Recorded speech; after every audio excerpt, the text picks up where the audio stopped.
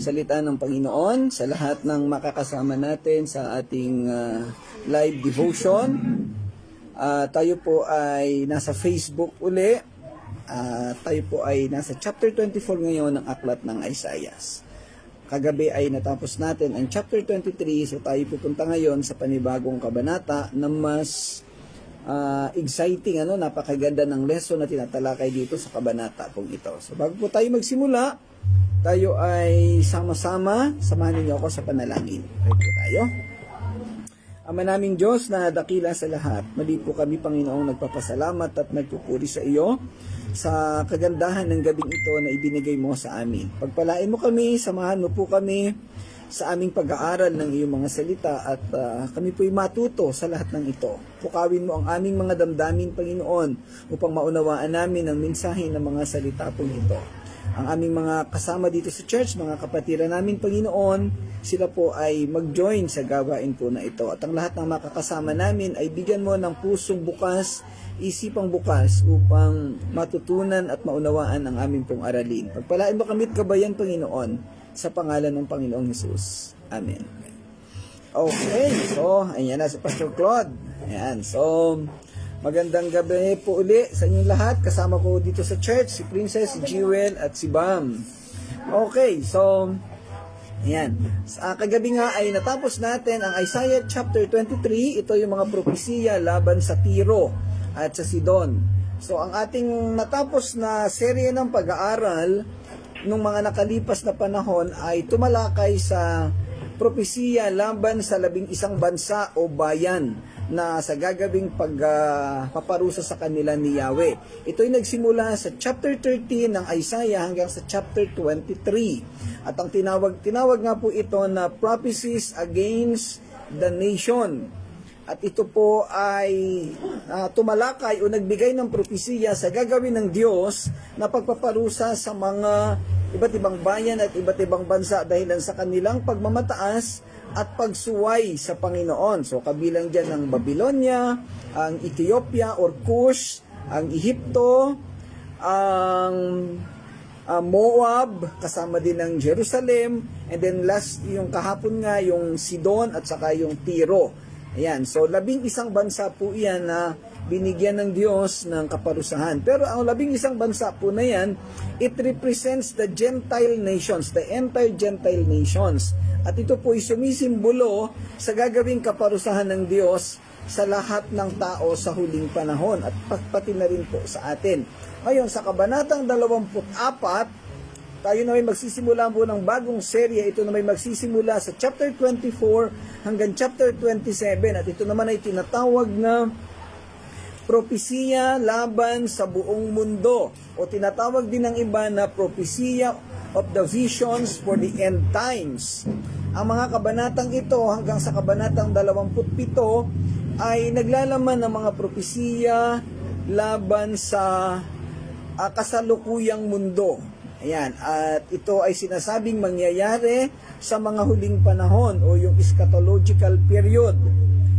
Sabi nga dito, matapos na maipahayag ang mga propesiya sa pagpaparusa at pagwasak sa 11 bansa, ipinapahayag naman sa kabanatang ito ni Propeta Isaiah ang mga propesiya sa paghatol at pagbagsak ng kabuuan ng mundo. Wawasakin ng Diyos ang mundo bilang tugon sa pagiging makasalanan ng tao. Sisirain niya ang lupa at magiging sanhi ng pagkalat ng mga tao. Iilan ang mabubuhay. Ang alak, musika at kagalakan ay mawawala. Sisirain ng mga lindol ang lupa. Titipunin ng Panginoon ang mga kapangyarihan mula sa langit at lupa at ikukulong sila ng sama-sama bago simulan ang kaniyang paghahari sa lupa. So dito pa lamang sa panimula na ito, makikita natin na ito'y tumutukoy sa mangyayari sa huling panahon or particularly yung binabanggit sa aklat ng pahayag o revelations. Ating talakayin pang ibang detalye ng mga bagay na ito. Ginamit sa kabanatang ito ang salitang lupain ng 16 na beses. Sa ibang salin, ang ginamit na salita, ang lupa ay tumutukoy sa daigdig o kaya naman ay lupain o tumutukoy sa iba't ibang bayan o iba't ibang lugar sa buong mundo. May mga pagkakaiba ang pagkagamit ng salitang lupain at daigdig sa kabanatang ito at hindi malinaw ang eksaktong tinutukoy. Interchangeably, nagamit yung salitang lupa o salitang lupain. Subalit sa pangkalahatan, ang mga kabanatang 24 hanggang 27 ay nagpapahayag ng mga propesiya sa malawakang paghatol at pagwasak ng mundo na matatapos sa pagpapabagsak sa mga kaaway ng Diyos at sa pagpapanumbalik ng mga tao ng Diyos at ang mga Israelita sa kanilang lupain. So ito yung mga propesiya. Okay, magandang gabi muna sa ating mga kasama sa ating talakayan, Sister Irene, si Pastor Claude, at siyempre si Sister Jane from Mabini, Batangas. Okay. Binubuo ang kabanatang ito ng mga propesiyang tumutukoy sa malawakang pagbagsak na ito ng buong mundo na nagpapakita ng kaparusahan na ipapataw ng Diyos sa pagiging makasalanan ng mga tao. Padadalhan ng mga kalamidad ang mundo at iiwanan ang ilang makakaligtas na walang lakas at nagluluksa. Kasama sa mga mangyayari sa panahong ito ang pananatili ng iilang itiniran ni Yahweh, nasasamba at magpupuri sa Kanya. Sa huli ay makakasama niya sa paghahari sa itatatag na kaharian sa panahon ng milenya. So napakalawak na ng tinutukoy dito sa ilang panimula na ating natalakay. Ito nga yung panahon na kung ang saan ang lahat ng mga tao sa mundo ay parurusahan. At yung merong ilang maiiwan, yung tinatawag na remnants of Israel. At ito yung makakasama sa pagtatayo ng Diyos ng millennial kingdom. So mangyayari, maitatayo ang kaharian ng Panginoong Hesus dito sa lupa. Matapos na maubos, mabihag ang lahat ng masasamang tao. So ito yung susunod na mangyayari pagkatapos ng tinatawag nating tribulation. Itong pagpaparusa na ito ay tinataya na mangyayari sa panahon ng 7 taong tribulation o tinatawag ding Year of the Lord.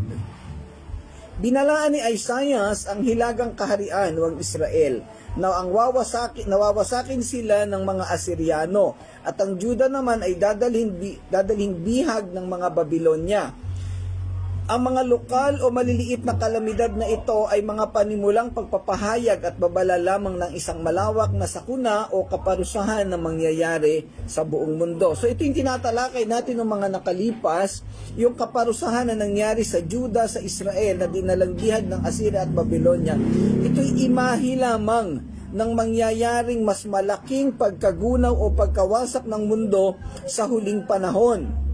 At ipinakit yung ating mga tinalakay na pagkawasak ng Israel noon sa mga naunang pag-aaral natin, ito'y sumisimbolo sa mga mangyayaring kapahamakan sa mundo o sa mga tao sa kasalukuyang henerasyon. Pinapaalalahanan tayo ng mga katuruan na yan na tayo ay manumbalik sa Diyos, magsisi sa ating mga kasalanan at magkaroon ng totoo, wagas na panampalataya upang tayo'y makasama sa kaniyang mga ililigtas at sa kanyang mga makakasama doon sa pagtatayo ng kaharian sa lupa. Ang araw na ito ng kaparusahan at pagwasak sa mundo ay tinawag ng mga propeta na araw ng Panginoon or the day of the Lord. Ang mga pangyayari dito ay nilalarawan sa Bagong Tipan sa Matthew chapter 24, Marcos 13 at Apocalypse or Revelation chapters 6 to 19. Tinawag din itong araw ng paghuhukom o Day of Judgment. Ang katuparan ng propesiyang ito ay mag-iiwan sa mundo bilang isang wasak, bagsak at walang lamang tao. Ang mundo ay magiging desolated or deserted maliban sa pawang iilan na maiiwanan o yung tinatawag nating remnants. Sa kabanatang ito, nagpapahayag si Isaiah ng 3 deklarasyon na magpapaginhawa o magpapagaan ng damdamin ng mga taong pinili ng Diyos sa darating na kakilakilabot na paghuhukom. Ang mga deklarasyong ito ay magsisilbing paalala sa ating mga tao sa panahon laban sa patuloy na pagbagsak ng mga kasalanan. Kaya napakaganda na matalakay natin mapag-aralan itong mga kabanatang ito dahil dito ay ating mabibigyan ng larawan, makikita natin kung ano yung mangyayari sa mga huling panahon. So kung kayo ay nakapag-aral na, nakapagbasa na ng aklat ng pahayag, meron kayong makikitang larawan. Yung 7 seals, 7 bowls, 7 trumpets. So makikita natin doon ano yung mangyayaring kaparusahan sa mundo. So yun ay tatalakayin din dito sa kabanatang ito. Yan. At pagkatapos noon, yung Millennial Kingdom. Okay. May mga ilang puntos na kailangan nating maunawaan sa kabanatang ito. Ang una, ang magiging paghatol ay sumasakop sa buong universo or universal judgment. Hindi tulad ng naunang mga kabanata ng 13 to 23, ang tinalakay ay kaparusahan lamang sa mga partikular na bansa o lungsod, gaya ng Ethiopia, ng Moab, ng Tiro o ng Egypt. Subalit sa kabanatang ito, ang propesiya ay sasakop sa mas malawak o pinakamalawak na paghatol at ang paparusahan ay ang buong mundo at maaapektuhan ang lahat ng tao, tayong lahat. Kayong mga nakikinig dito, kasama natin dito sa church, o yung kahit yung mga hindi nakikinig, kahit yung mga hindi kasama ay talagang makakasama. This is the final judgment. Ayan.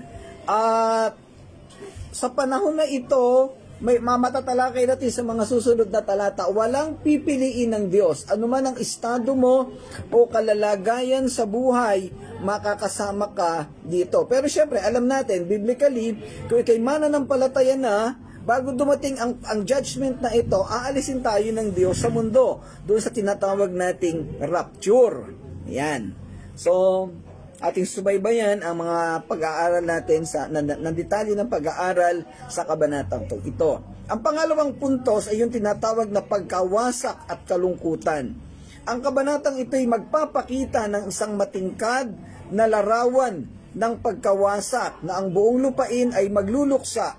Hihinto ang lahat ng uri ng kagalakan at musika at ang lungsod ay magiging tiwangwang. Lahat ng kaligayahan, kasayahan, kapalaluan o lahat ng ginagawa natin sa kasalukuyang panahon ay mawawala. Ang tanging makikita at mangyayari sa mundo ay pawang kapahamakan. At sa dulo ay magiging tiwangwang ang mundo, puro mga nagibang mga gusali o mga taong nangamatay at nabunga ng pagkawasak ang ating makikita. Maraming ang mga pelikula na nagawa na tungkol dito sa final judgment po na ito. At maraming mga kaguluhan. There will be a universal chaos. Kasi ang isang larawan na makikita natin dyan, during the rapture, aalisin ng mundo yung mga mananampalataya dito sa mundo. Kasi sila ay isasama sa langit. Sabi sa mga pag-aaral, para hindi na makasama doon sa paghihirap. Ang mga mananampalataya, isipin natin, imagine yung sitwasyon na sa isang highway na tumatakbo ang mga sasakyan, yung driver ay mga mananampalataya, biglang kukunin ng Diyos. O sino na yung magdadrive sa sasakyan? Eh di magkakagulo yun. Banggaan. Paano kung ang piloto ng isang eroplano ay mananampalataya, ira-rapture, so babagsak, pwedeng bumagsak ang eroplano. So, there will be a universal chaos na mangyayari during the rapture. At pagkatapos ng rapture, yung mga buhay sa mundo, yung mga hindi mananampalataya, ito ang magdaranas ng tinatawag nating judgment. Ayan. And then, pangatlong tema o puntos, yung may mga malalabing makakaligtas.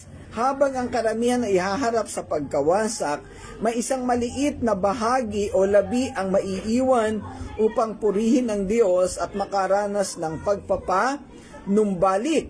So, dalawang aspeto po ang tinitingnan natin dito. Kasi hati ang pananaw at interpretasyon ng mga tao dito.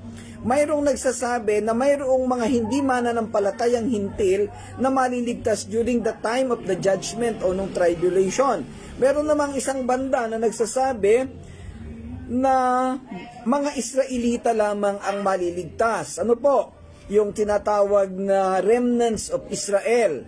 Ayan, kasi during this time, wala nang church na matitira dito sa mundo. Iaakyat na ng Diyos ang church at during the time of rapture. Ang Touching Lives po ay naninindigan doon sa pananaw na wala ng Kristiyano o wala ng hintil na maliligtas during this period. Ang lahat ng ililigtas na hintil ay isasama na ng Panginoon sa kanyang iglesia prior to the rapture. At during the rapture, iaakit na niya sa kalangitan. So naninindigan po, isa sa pinapanindigan ng Touching Lives Christian Church, ang mga maliligtas during the period of tribulation o yung judgment ay mga Israelita. So pwede nating mabasa doon, I think Revelations chapter 9, meron doon yung 144,000 na siyang magbabahagi ng ebanghelyo sa mga natitirang lahi ng Israel. Ayan, so yung medyo komplikadong detalye po iyan, later on ay pwede nating madiscuss yan ng mas detalyado. Ang isa pang tema, yung tinatawag na simboliko at imahe. Ang kabanata ay naglalaman ng maraming imahe at simbolismo gaya ng pagkalanta ng lupa at pagtigil ng mga pagdiriwang. Ang mga ito'y kumakatawan sa tindi ng paghatol ng Diyos at pagkawala ng makamundong kasiyahan. So ito yung desolation, ito yung kamatayan at paghihirap. Kasi totally mawawala na yung mundo na ito, masisira ito bago itatayo ng Panginoon ang bagong mundo, yung millennial kingdom. So ang interpretasyon na tinutukoy dito ay yung huling panahon.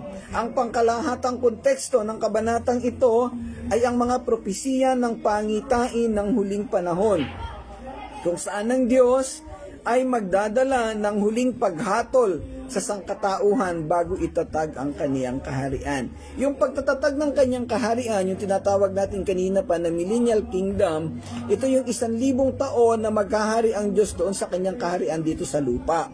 Pero bago mangyari yan, uubusin ng Diyos, ng Panginoong Hesus, ang lahat ng masasamang tao. Yun nga, yung mga taong hindi nanampalataya ay mauubos, mamamatay during the time of judgment. And then yung mga pwersa ng dyablo ay igagapos niya at itatapon doon sa tinatawag na bottomless pit. At ito'y mananatiling bihag sa loob ng 1,000 taon. Ayan. So, mas detalyado natin itong makikita pag ating pinag-aralan yung aklat ng Revelations o ng pahayag. Pero, pipilitin natin na ito ay matalakay ng kumpleto dito sa ating talakayan sa kabanatang 24 ng Isaiah.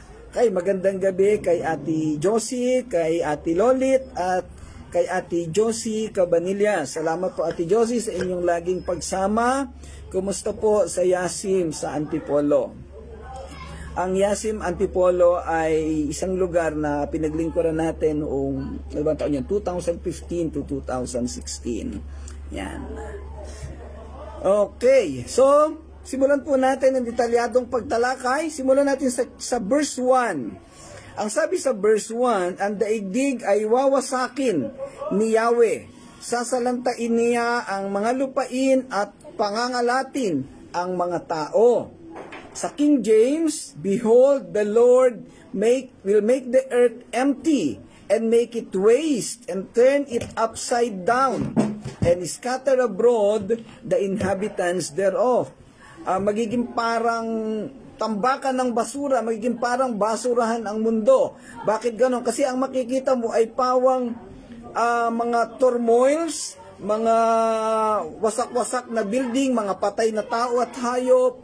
Talagang hindi mo maiisip na may mundong nag-i-exist sa panahon na ito. Well, literally, hindi natin ito makikita kasi wala na tayo dito sa mundo at wala na rin mga tao. Ano pa kaya lang, ipinapakita sa atin kung anong mangyayari bilang babala para lalo nating maunawa ng kahalagahan ng pananampalataya. Kasi kung tayo ay hindi totoong mananampalataya sa Panginoong Hesus bilang Diyos at tagapagligtas, definitely makakasama tayo dito sa magiging basura na ito, sa mga papatayin at pahihirapan ng Diyos. Yan, sabi dito, babaligtarin niya ang mundo at pagkakalatin ang kaniyang mga tao. Maraming tatakas, pupunta sa iba't ibang lugar sa pag-aakala nilang sila'y maliligtas. Pero alam nating lahat na pag nagparusa ang Diyos, walang makakaligtas sino man. At ito'y ilinarawan na doon sa nakalipas na 10 kabanata.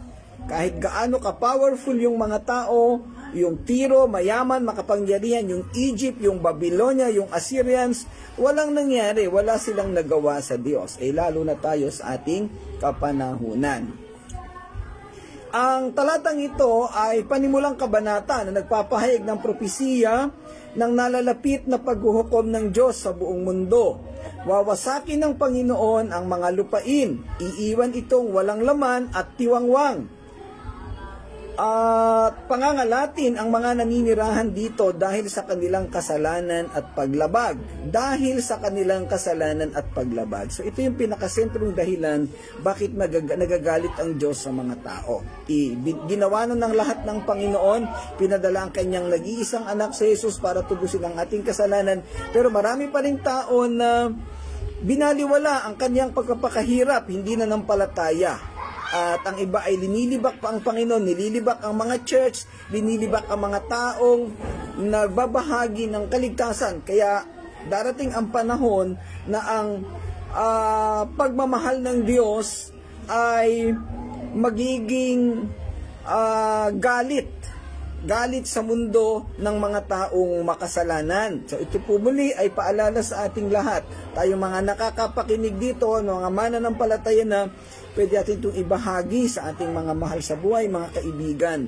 Ayan, o kaya naman, pwede ninyong i-share yung ating discussion, itong video, para maging aware ang bawat isa na ang buhay natin dito sa mundo ay hindi lang sa ganitong sitwasyon natatapos.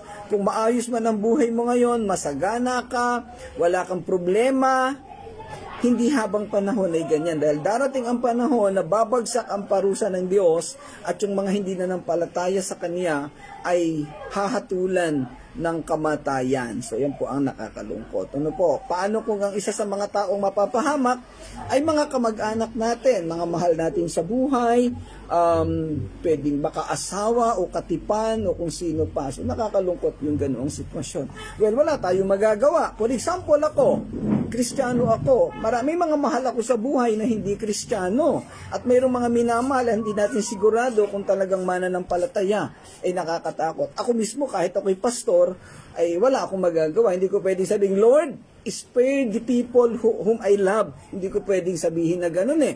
Kasi individual ang pananampalataya. Kung hindi sila nanampalataya, bagamat ako'y lingkod ng Panginoon, wala akong magagawa. So, ito ay dapat na mangyari ang kanilang pananampalataya bago pa man dumating ang Panginoon. So, ayan po. Yan po ang dahilan bakit may church, bakit may Bible, bakit may Ebanghelyo, bakit may pagbabahagi ng gospel. Nakakalungkot lang, simula pa noon hanggang sa kasalukuyang panahon ay maraming taong nagbabaliwala sa ganitong sistema ng mundo o sa ganitong panawagan at babala ng Diyos. Masyadong nagiging makamundo, makamaterialistiko ang mga tao.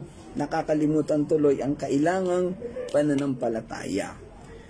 Okay, sa King James Version ng Bible, nagsisimula ang talata sa salitang masdan o kaya ay behold, na nagsisilbing utos na magbigay pansin, pag-ukulan ng pansin ang mga kasunod na salita. So ito mismo yung binabanggit ko. Yung mga nabanggit kong mangyayaring pangit sa mundo, ayon dito sa King James, masdan, matuto, magbigay pansin.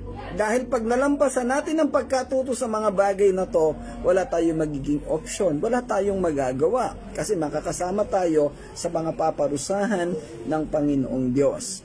Binibigyan din ng salitang ito ang kahalagahan at kaseryosohan ng mensaheng inihahatid. Ang kasunod nito ay ang pagpapahayag ng talata na ang Panginoon ang siyang may pananagutan sa paggawa ng lupa na walang laman, sira at walang silbi. Gagawin ng Diyos ang mga bagay na to. Kaya ba itong gawin ng Diyos? Kayang-kaya kasi siya ang naglagay ng lahat ng mayroon ang lupa. Siya ang gumawa nito, siya ang naglagay ng halaman ng hayop, nagbigay ng forma, kagandahan. Pinaganda ng Diyos ang mundo, ang kalupaan, subalit ito'y sinira ng tao dahilan sa ating mga pagkakasala at sa pagiging sakim. So sa mga susunod na talata, pag-aaralan natin yan ng mas detalyado. Ang imaheng ito'y nagpapahiwatig ng isang ganap at lubos na pagkawasak na walang iniiwan na hindi maaapektuhan ng paghatol ng Panginoon. Ang imahe ng kawalan ng laman at pagiging tila isang basurang lupain sa talatang ito ay nagpapahiwatig ng pagkawasak na darating sa mundo. Ito ay tumutukoy sa mga kahihinatnan ng pagsuway at paghimagsik laban sa Diyos. Gayon din ang katotohanan ng banal na paghatol. Ang pagbaligtad ng lupa ay sumisimbolo sa isang ganap na pagbaligtad ng natural na kaayusan o reversal of the natural order. Meron tayong ecological system na tinatawag, pinag-aaralan sa science o sa AP. Ang lahat ng order na yan ay mababaligtad at kayang-kaya iyang gawin ng Diyos. Siguro ang iba sa inyo ay nakarating ng Metro Manila o doon sa mga kilalang syudad, nakikita natin doon yung magagandang building, magagandang mall. Ngayon, wala nang ginawa ang mga mayayaman kundi magpagawa ng magagandang mall. Lahat ng mga mall na magaganda na yan, gaano man yung kaganda pagdating ng huling panahon, mababaliwala lahat yan, babagsak lahat yan. In fact, last December, medyo nag-ikot po ako sa bayan ng Lemery, Batangas.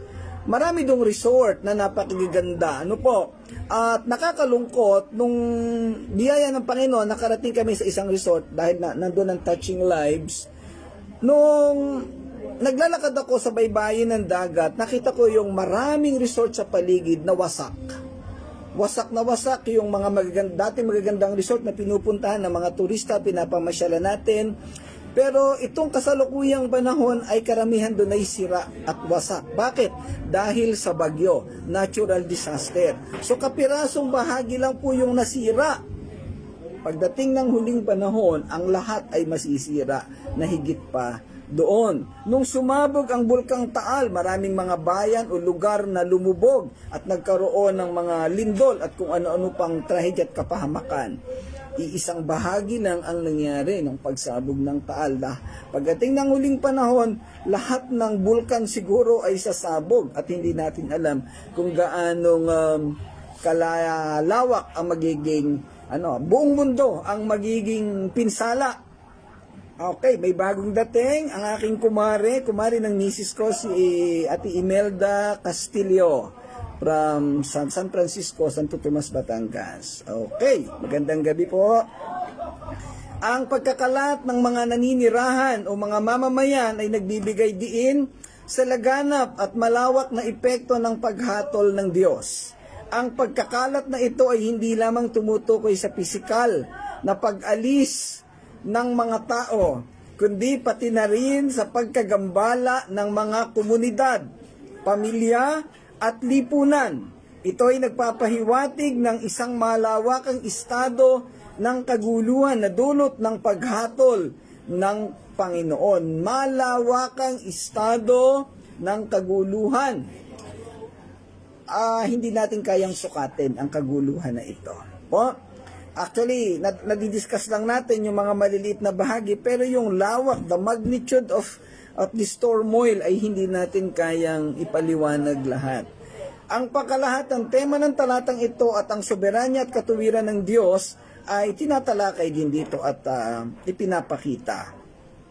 Tinuturo o pinapahayag nito ang kapangyarihan at otoridad ng Diyos sa lahat ng nilikha. Gayon din ang kanyang pangako sa pagtataguyod ng katarungan at katuwiran. Ito rin ay nagsisilbing babala sa mga namumuhay sa pagsuway sa kalooban ng Diyos na nagbibigay diin sa mga kahihinatnan ng kanilang mga aksyon. Lahat ng ginagawa ng tao sa kasalukuyang panahon ay may karampatang resulta, may epekto.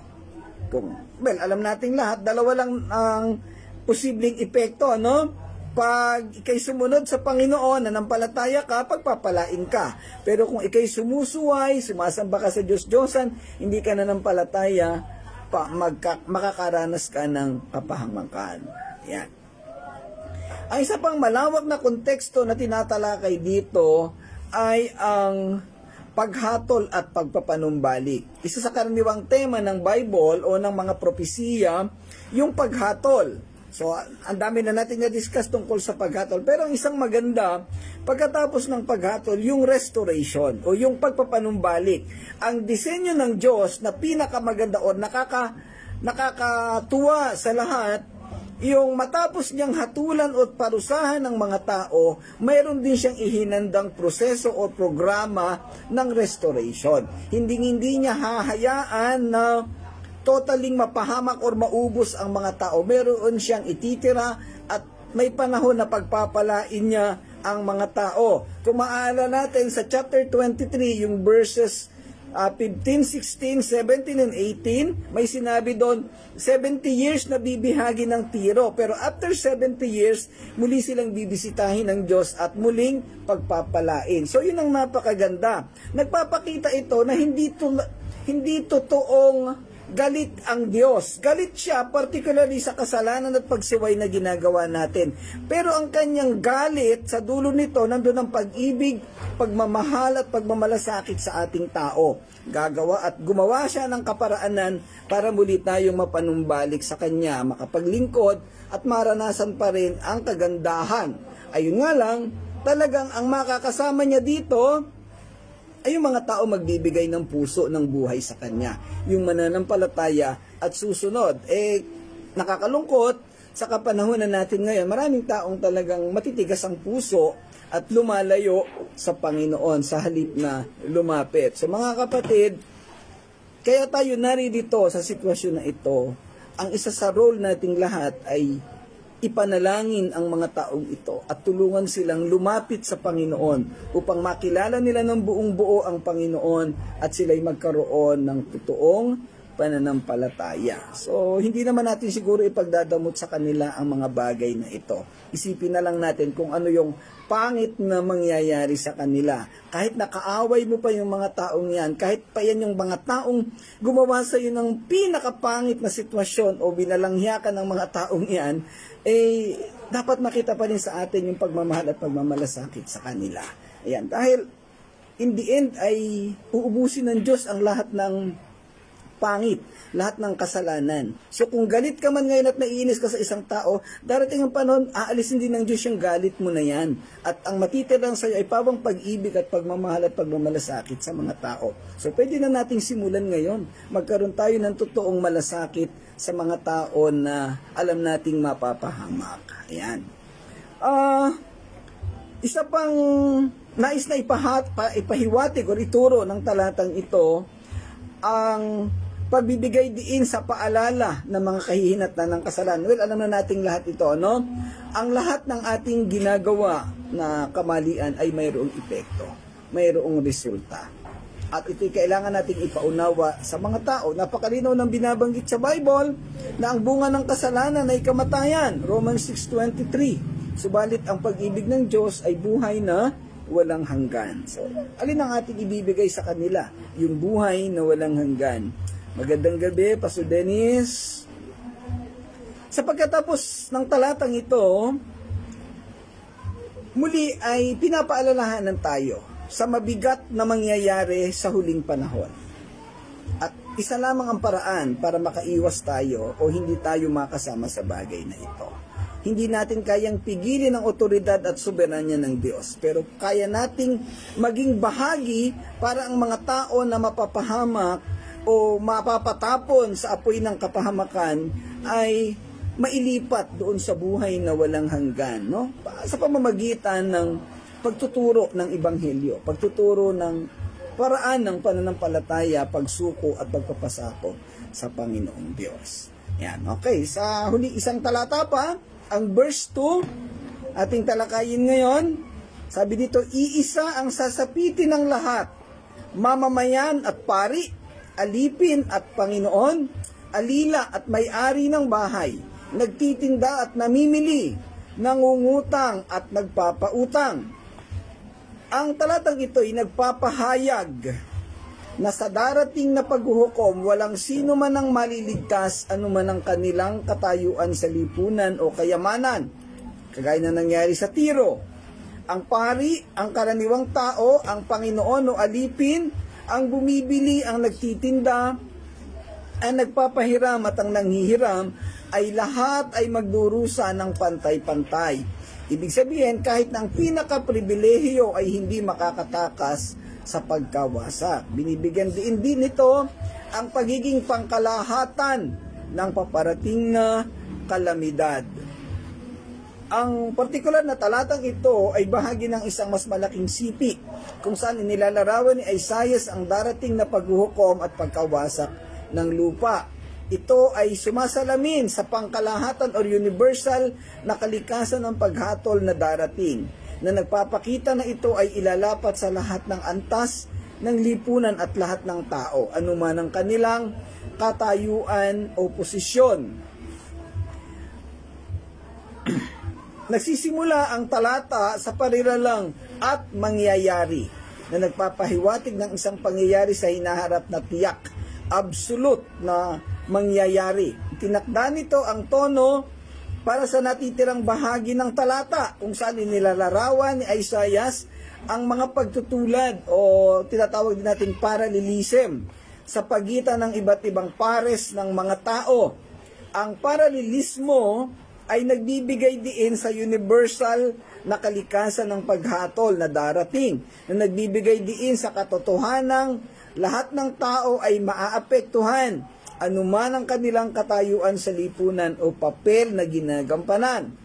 Pansinin natin ang mga paralelismo o pagtutulad o pagkukumpara sa mga tao. Una, tao at pari.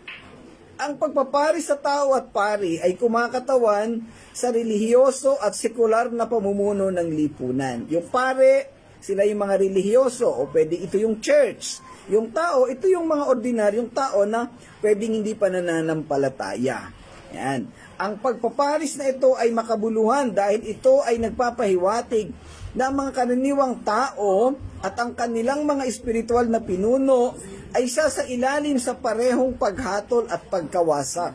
Ito'y makikita bilang isang pagpuna sa moral at espiritual na katiwalian ng relihiyosong pamumuno na nilalayong gabayan at protektahan ang kanilang mga tao, ngunit sa halip ay magdurusa sa parehong kapalaran tulad nila. Okay, ano bang nais ituro ng bahaging ito? Yung pari dito ay ayon sa, yung salitang pari ayon sa konteksto ng Lumang Tipan, kasi yun ang titulo nila. Sa panahon natin ngayon, ito yung mga pastor. Bakit sinasabi na yung pastor at yung mga tao ay magdaranas pa rin ng kapahamakan, parehas na kagaya ng naranasin ng tao? Okay, simple lang po ito. Doon tayo lumagay muna sa pangkalahatang sitwasyon. Ang lahat ng tao, kung ano man ang kalalagayan niya, sino man siya, basta totoo siyang nanampalataya sa Panginoong Hesus bilang Diyos at tagapagligtas, siguradong ligtas siya. Siya lang ang nakakaalam niyan. At ang Diyos lang ang nakakaalam. Ako, hindi ko mismo alam kung anong laman ng puso mo. Minsan nga, yung mga pastor ang pinakamadaling madisib or maloko Akala ng pastor, okay na yung pananampalataya. Pero darating ang panahon, hindi pala. Pero alam nyo, hindi naman maitatago ang mga bagay yan. Lalabas at lalabas kung ano yung totoong pagkatao o totoong pananampalataya ng mga tao. Ngayon, sino yung mga pastor o mga pari na tinutukoy ditong mapapahamak o babagsakan ng parehong paghatol? Sila yung mga pastor na nagtuturo ng mali, nagtuturo ng kulang o hindi nagtuturo ng totoo sa mga tao. Maraming mga lingkod ng Panginoon daw sa ating kasalukuyang panahon na sobrang matataas o nagmamataas ang pakiramdam nila, sila ang tama, sila ang nagtuturo ng tama at sila ang maliligtas, sila yung otoridad sa aspetong espiritual. Pero ang katotohanan ng puso nila, Diyos ang nakakaalam.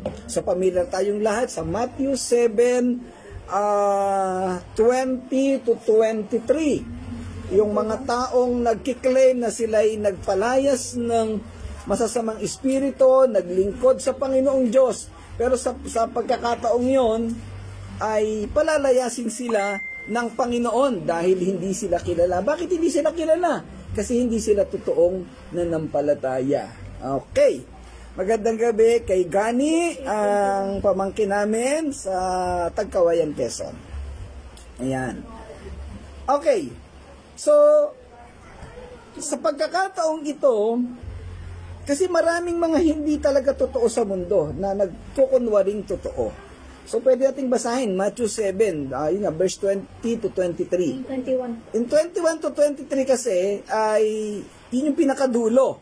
Pero para makuha mo yung pinaka-background, simulan mo sa verse 20. Kasi sila yung mga taong nagki-claim. Okay?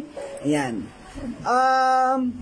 Again, sinasabi natin, kung sa tingin mo man ay tama ka at okay ka, siguraduhin mo yan sa harap ng Panginoon. Kung sa tingin mo ay nananampalataya ka, siguraduhin mo yan sa harap ng Panginoon. Dahil sa dulo, hindi natin maitatago ang katotohanan sa Panginoon. Pero tayo mismo, individually, personally, kaya nating masigurado ito sa ating sarili. Okay. So, iyan po. Nandiyan din si Tess. Magandang gabi, Tess. Ang pangalawa, uri ng pagtutulad, lingkod at Panginoon. Ang pagpapanis ng lingkod at kaniyang Panginoon ay tumutukoy sa panlipunang kalalagayan. Ang lingkod ay alipin at ang Panginoon ay amo. Na sa panahon ng lumang tipan, ang alipin ay pagmamay-ari ng amo. Walang magagawa ang alipin kung ano ang sabihin ng amo. Sa ayaw niya at sa gusto, susunod siya. Pero sa bahaging ito, ipinapakita na yung dating mataas na amo, pag dumating ang panahon ng paghuhukom, papatawan siya ng kaparehong judgment na kagaya ng ipapataw sa kaniyang alipin. Wala pong VIP during the time of judgment dahil siya ay pinuno. Pare-parehas napapatawan ng parehong paghatol mula sa Panginoong Diyos. Yung pangatlo, kasambahay at kaniyang may bahay o kasambahay at yung amo ng bahay. Muli sumasakop ito sa uri ng mga tao kung saan ang isa ay naglilingkod sa isa, alipin at Panginoon. Sa panahon ng paghuhukom o paglalapat ng parusa ng Diyos, pareho silang lalapatan ng parehong kaparusahan. At pang-apat, pare-pareho nating talakayin ito, ang bumibili at nagbebenta, ang nagpapahiram at ang nanghihiram, at ang nangunguha ng tubo, at nagbibigay ng tubo sa kanya. Itong mga grupo naman na ito ay representasyon ng negosyo o pagninegosyo o paghahanap buhay o komersyo. Sa mga pagpaparis na ito, laging merong isang bahagi na mababa ang kalalagayan o tila walang masyadong kakayahan na mangibabaw. Walang kapangyarihan, habang ang isa ay imahe ng kapangyarihan, otoridad at lakas. Subalit muli, sa panahon ng paglalapat ng hatol, gaya ng tatlong naunang pagpapares, pare-pareho silang lalapatan ng parehong kaparusahan. Kahit na ikaw ay alipin, kahit na ikaw ay bumibili o nagbebenta, kung ano man ang kalalagayan mo, equally, lalapatan ka ng judgment ng Panginoon. Ang mga paris na ito ay kumakatawan sa mga ugnayan at transaksyon na bumubuo sa mga bahagi ng lipunan. At ang paralelismo sa pagitan nila ay nagbibigay diin sa katotohanan ng walang sino man ang makakalusot o makakalampas sa darating na paghuhukom. Ang paggamit ng paralelismo sa talatang ito ay nagsisilbing paalala ng mensahe na ang nalalapit na paghuhukom ay sumasaklaw sa lahat at ilalapat sa lahat. Covered nito lahat.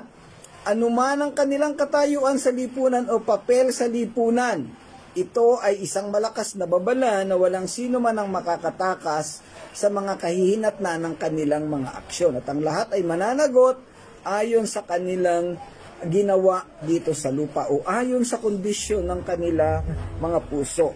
Sa mas malawak pang konteksto, ang talatang ito ay bahagi ng mas malaking propesiya kung saan nilalarawan ni Isaias ang pagkawasak ng dadarating sa lupa bilang resulta ng pagsuway at kasalanan ng mga tao. Ang paghatol na inilarawan bilang isang panahon ng matinding pagdurusa at kaguluhan kung saan ang lupa ay mawawasak at ang mga naninirahan dito ay ibababa. Ang paggamit ng pagtutulad o paralelismo sa talatang ito ay nagbibigay diin sa universal at napakalawak na katangian ng paghatol na ito at ipinapaunawa na ilalapat sa lahat ng tao mula sa pinakamataas hanggang sa pinakamababa. Walang excuse, kahit presidente ka pa man, kahit prime minister ka pa, kahit gaano kakayaman, at ako'y napakahirap o walang kwentang tao, pare-pareho tayong tatanggap ng kaparusahan o ng paghatol. Siyempre, alam na natin, nabanggit natin kanina, Kung ikay totoong mananampalataya ng Panginoong Hesus, nanampalataya ka sa Kanya bilang Diyos at tagapagligtas, hindi ka nakasama doon sa paghatol. Ibang paghatol ang ibibigay sa atin dahil mananampalataya na tayo. So ito'y muli nagbibigay diin at paalala sa ating lahat na isuko natin ang buhay natin sa Panginoong Hesus. Manampalataya tayo sa Kanya. Huwag lang tayong pumunta sa mga simbahan. Huwag lang tayong magdasal o magbasa ng Biblia. Lahat yan ay magagandang bagay. Pero dapat mauna ang pananampalataya. Ibigay natin ng buong buo ang ating puso, ang ating pagkatao ay pagkatiwala natin ito sa Panginoong Hesus. At hayaan natin siya ang magbigay ng kaligtasan sa Kanya. Tanging ang pananampalataya lamang ang makakapagligtas sa atin. Sabi dun sa Efesos chapter 2 verses 8 and 9, dahil sa kagandahang loob ng Diyos, naligtas kayo sa pamamagitan ng pananampalataya. At ito ay hindi nagmula sa atin, kaya wala tayong mamayabang. Ang pananampalataya ang magdadala sa atin sa kalangitan, magbibigay sa atin ng walang hanggang kaligtasan. Subalit, ang kawalan ng pananampalataya ay magdadala sa atin sa kapahamakan, sa apoy ng impyerno, ang kataasan, pagmamalaki, iyong pride, at lahat ng mga pangit na ugali ay magdadala sa atin sa kapahamakan. Sa panahon natin ngayon, maraming mga tao nagmumukhang relihiyoso. Maraming tao na nagmumukhang mababait, matulungin, pilantropo o kung ano paman. Pero wala ang totoong pananampalataya. Gaano man kaganda ang ginagawa nila, kung hindi sila nanampalataya sa Panginoong Hesus, hindi rin sila maliligtas. Sa Acts chapter 10, si Cornelius, isang makapangyarihang tao, relihiyoso, nananalangin, tumutulong sa tao, makapangyarihan, mayaman, pero hindi siya ligtas. Kaya ang ginawa ng Panginoong Hesus, ipinadala si Apostol Pedro para maghayag ng mensahe ng kaligtasan. At pagkatapos na marinig ang mensahe ni Apostol Pedro, nanampalataya si Cornelio at ang kanyang sambahayan at sila ay naligtas. Ito ay napakagandang illustration na ano man tayo, ano man ang meron at kagalingan na mayroon tayo, kailangan natin ang pananampalataya. Kailangan natin marinig ang Ebanghelyo. Kailangan nating magbasa ng Biblia at maunawaan ito. Ang platform na ginagawa natin ay isang instrumento ng Diyos para ang mga tao ay makarinig ng Ebanghelyo at maunawaan ang nilalaman ng Biblia at sa pamamagitan nito ay manampalataya. Kung mayroon po kayong mga dagdag katanungan, pwede po kayong mag-message at magtanong sa akin personally o di sa ibang kasama natin. Kung mayroon kayong kilalang pastor o mga born-again Christian, pwede po kayong magtanong para maipaliwanag sa inyo ng buo. But anytime, 24/7, mag-message lang kayo sa Messenger dito sa Touching Lives Christian Church at kayo po ay malugod naming sasagutin. Kasama ko po dito sa church na yon yung dalawang masisipag na kabataan na nagduda yung isa na pwedeng sumagot sa inyong mga katanungan. So, yun lang po ang talakayan natin sa gabing ito. Kasi ibang simbahan si Bam, kaya hindi ko ayan. Okay. So, salamat mga kapatid sa mga nag-join sa gabi pong ito, kay Tess, kay Gani, at yung mga iba pang mga kaibigan. Salamat po sa inyong lahat. Nawa ay napagpala kayo, nawa ay natuto sa ating talakayan, at nawa ay naunawaan ng buong buo ang mga salitang ito. Again, kung may katanungan po, wag po mahihiyang magtanong. Huwag mahihiyang magtanong. Yan po ang sabi sa commercial. Ayan. So, tayo po ay yung may tono, pastor. Tayo ay instrumento lang ng Panginoon. Ayan. Okay, so salamat po muli sa inyong pagsama at pakikinig sa ating pong pagwawakas. Samahan po ninyo ako sa ating pananalangin. Nalangin po tayo. Ama naming Diyos na dakila sa lahat, salamat po Panginoon sa lahat ng ito. Salamat sa buhay na ibinibigay mo sa amin upang kami maging instrumento mo sa paghahayag ng iyong mensahe, ng iyong salita upang ang mga tao na makakarinig ay magkaroon ng opportunity na maligtas, makarinig at maunawaan ng iyong mensahe ng kaligtasan. Pagpalain po ang bawat isang nag-join na kasama namin sa gabi pong ito. Nawa ay natuto po sila at ito'y maipamuhay ng kumpleto ayon sa iyong disenyo sa kanilang mga buhay. Ang mga ibang hindi namin nakasama, Panginoon, bigyan mo po sila ng malawak na opportunity upang ma-review, mapanood ang video ng talakayan na ito at sa pamamagitan nun ay muling matuto at ma-refresh ang mga pananampalataya at paglilingkod sa iyo na mayroon sila. Pagpalain mo kaming lahat, Panginoon. Salamat po, Ama. Ito po ay aming dalangin, kalakip ang papuri, pasasalamat sa iyo sa pangalan ng Panginoong Hesus. Amen. Amen. Okay, maraming salamat po uli. Salamat po sa inyong lahat. God bless po. Pagpalain kayo ng Panginoon.